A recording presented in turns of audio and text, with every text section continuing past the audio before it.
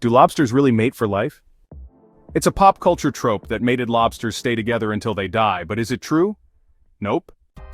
While plenty of animals practice long-term monogamy, lobsters are not among them. Lobsters actually mate by a weird system of serial monogamy. It's not exactly a one-night stand, but it's not a lifelong commitment either. Instead, a bunch of females take turns having a fling with the local dominant male that lasts a week or two, and if they're not happy with the amount of genetic material he's provided, then seek a little extra action. It works like this. A female lobster who's ready to mate, which they can only do right after they've molted, hangs out near the den of the local dominant male and fans her pheromone-laced urine into his home. This relaxes the male, making him less aggressive and more receptive to mating. Then there's a brief courtship, and the male allows the female into his den. Anywhere from a few hours to a few days later, the female slips into something a little more comfortable by shedding her exoskeleton. Shacking up with the neighborhood tough guy guarantees her protection during this vulnerable time. The pair mates, and the male deposits his sperm in the female. Once her new shell is hardened a week or two later, she takes off, and another female can have her turn. Often the females in an area will stagger the timing of their molts to make their reproductive conga line more efficient. As soon as one female is done with the stud, the next one is already waiting to pee on his doorstep. Sometimes the male doesn't provide enough sperm to fully fertilize all of a female's eggs. In these cases, she'll leave before her new shell finishes forming to find and mate with another male or males until she collects enough sperm. Usually this requires just an extra dalliance or two, but as many as 10 have been reported. Do pets enjoy dressing up? Each Halloween, social media becomes congested with pictures of people's furry companions decked out in capes, caps, wings, and other Halloween flair. A labradoodle is adorable to begin with. Put him in a bee costume and people melt. But look closely at some of these photos. In the pet's eyes you might see a note of humiliation or sadness. Like the court jester, they've been made to be comic relief. Shame seems to envelop them like a dark cloud. It's as if a dog knows his dignity is circling the drain. In forcing your cat to wear a bunny costume, are we depriving our pets of a basic right to decency? What if they're just doing it for us? That's one possibility, says Alexandra Horowitz, PhD, a senior research fellow and adjunct associate professor at Barnard College and author of Inside of a Dog: What Dogs See, Smell and Know. We are a society that asks dogs to stay frozen while we balance a dog treat on their nose. It pays off for them because we eventually give them the treat, the attention, the love. Dogs certainly have learned to endure small discomforts for our pleasure. Rather than be happy about having an alter ego, say a hot dog, pets might instead be thinking their human handlers are scolding them, Horowitz says.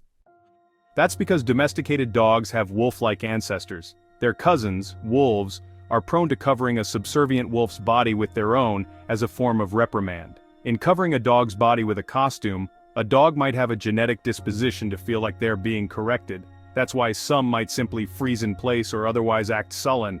If they duck to get away, keep their tail low or ears back, or generally keep their body tight and low, that's submissive appeasement behavior, Horowitz says. Even if you feel like you're not causing your dog emotional damage, costumes should still be evaluated for possible physical dangers. No puppy duds should obscure their eyes or face or fit too snugly around their chest. It can restrict breathing. They should be visible in low-light conditions, either for trick-or-treating or in case they dash out of the house. Some vets have reported having to surgically remove small accessories or objects that were dislodged from costumes and swallowed, so it's good to make sure nothing on the outfit is removable. If your dog exhibits signs of duress, pawing, itching, cowering, pinned ears, tucked tail, then you should reconsider their participation in the festivities. If you want to test their temperament before buying a costume, try putting them in a t-shirt. If they look unhappy, spare them the additional stress of dressing them up like a taco. As for cats, I would not do this, Horowitz says. Cats don't suffer our ridiculousness. Ooh, this is an exciting question. I've spent the past 5 years thinking about just this.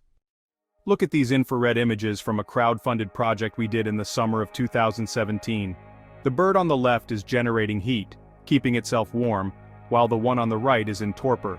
It has allowed its body temperature to become the same as the air temperature, and has stopped thermoregulating or maintaining a high body temperature.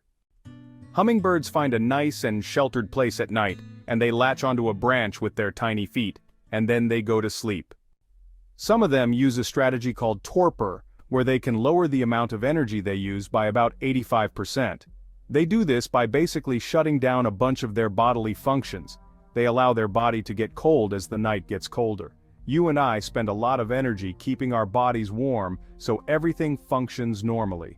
Hummingbirds in torpor give up this normal function and become more like lizards in that they can get cold-blooded in torpor. Torpor is a tricky state to be in because they can't respond to outside stimuli for 20 to 30 minutes until they warm their bodies back up. They take that risk just to have enough energy in their tiny bodies to make it to the next morning. Just how clean is the air on an airplane? For millions of Americans and millions more abroad, the excitement of booking a flight has turned into concern. Being stuffed into an airplane cabin with hundreds of other people for hours at a time seems like a risk in light of the coronavirus continuing to be a threat to public health. According to experts, plane travel is indeed a risk, and much of that risk has to do with social proximity. But the air itself might be cleaner than you think. In a piece for Condé Nast Traveler, author William J. McGee writes that many airplanes have highly effective air cleaning systems that use high-efficiency particulate air, or HEPA, filtration to remove 99.97% of airborne contaminants, including viruses. But not all. Some regional airlines may not have HEPA devices.